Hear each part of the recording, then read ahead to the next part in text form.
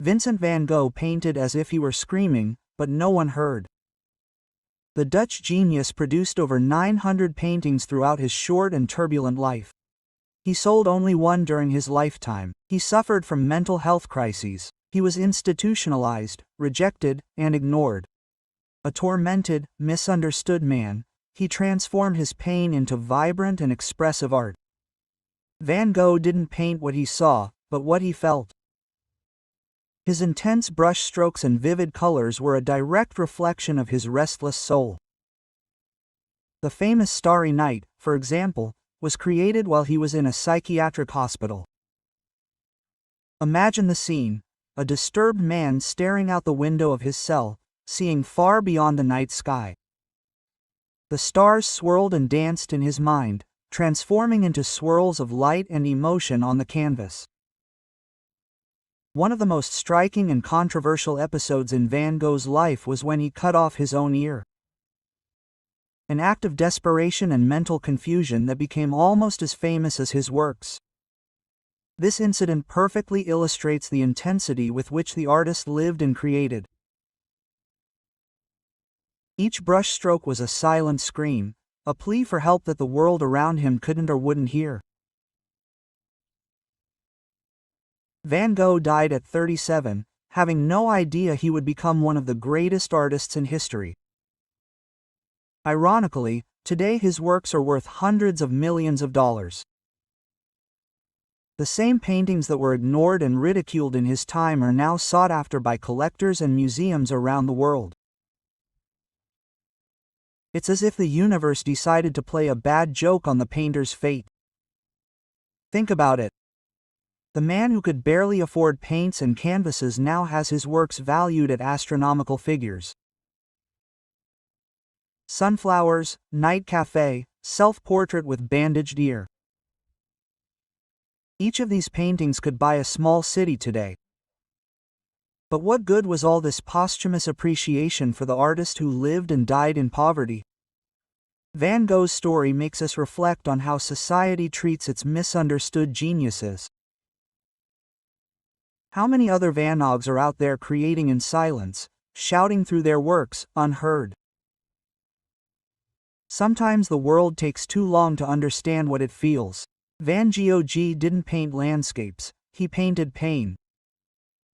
Looking back, it's easy to recognize Van Gogh's talent and genius, his vibrant colors, his bold brushstrokes, the way he captured the essence of things rather than their superficial appearance.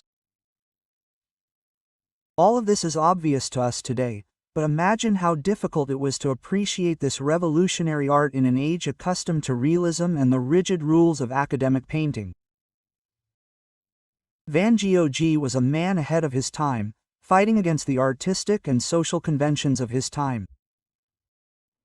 He abandoned a promising career as an art dealer to dedicate himself to painting, living in poverty and financially dependent on his brother, Theo. This decision cost him not only his material comfort but also his social acceptance. The artist went through periods of intense productivity, alternating with bouts of depression and mental instability. At his most prolific, he would produce a painting a day. It was as if he were racing against time, trying to exorcise his inner demons through art before it was too late. One of the most striking features of Van Gogh's work is his depiction of nature. His cypress trees resembled dancing flames. His wheat fields rippled like golden oceans. The sun in his canvases was not just a yellow sphere in the sky, but a whirlwind of light and heat that seemed to pulse with a life of its own. This ability to see and depict the world in such a unique and intense way was both a blessing and a curse for Van Gogh. On the one hand, it allowed him to create works of incomparable beauty and expressiveness.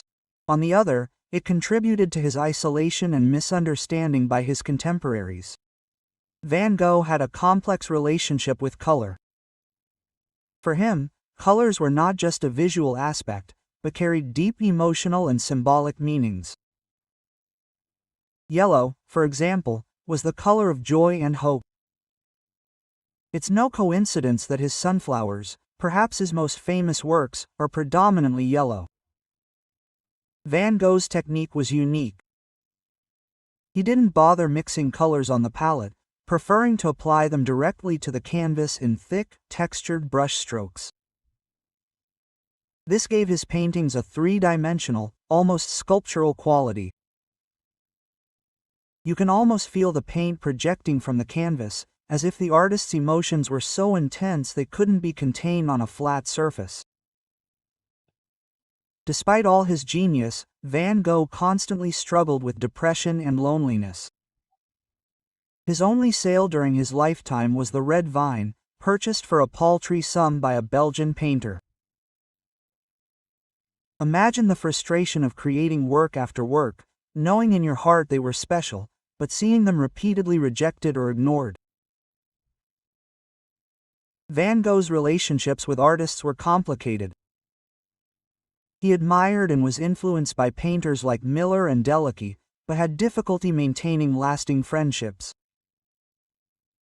His volatile temperament and unconventional ideas often drove people away. The most notable exception was his friendship with Paul Gauguin, which ended dramatically after a fight that led to the infamous ear-cutting incident.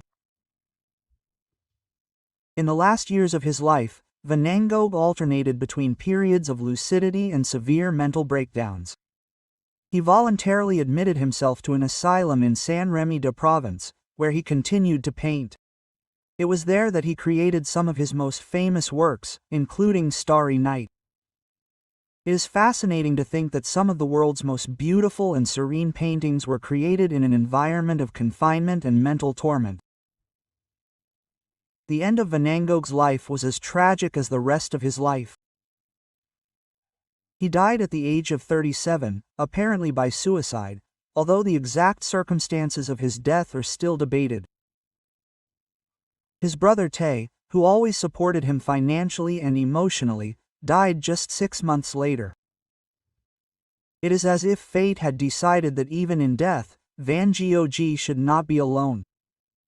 The ultimate irony of Van Gogh's story is that shortly after his death, his work began to be recognized. The same people who had rejected him in life now clamored for his works. Posthumous exhibitions were organized. Critics who had previously despised him now praised him, and the prices of his paintings began to skyrocket. Today, Van Gogh is celebrated as one of the greatest artists of all time. His paintings adorn the walls of the world's most prestigious museums. They are reproduced on countless posters, T-shirts, and decorative objects. His life story has become almost mythological, a symbol of the misunderstood and tormented artist. But we cannot let this mythification make us forget the real man behind the legend. Vincent van Gogh was a complex human being, full of contradictions and internal conflicts. He fought his demons as best he could, transforming his pain and his unique vision of the world into transcendent art. The lesson we can learn from Van Gogh's life and work is that genius is not always immediately recognized. Sometimes it takes time for the world to catch up to the vision of a true innovator. Van Gogh painted the future in a present that wasn't ready to understand it. In the end, true art isn't just about technique or superficial beauty. It's about expressing profound truths about the human condition, even when those truths are painful or uncomfortable. Van Gogh taught us to see the world with new eyes, to find beauty even in the most unlikely places. So, the next time you gaze at a starry sky or a field of sunflowers, remember Vincent van Gogh. Remember the man who painted as if he were screaming, hoping that someone, somewhere, would finally hear him. And maybe, just maybe, you can hear the echo of that scream through time, in the vibrant brush strokes and intense colors he left us as a legacy. No,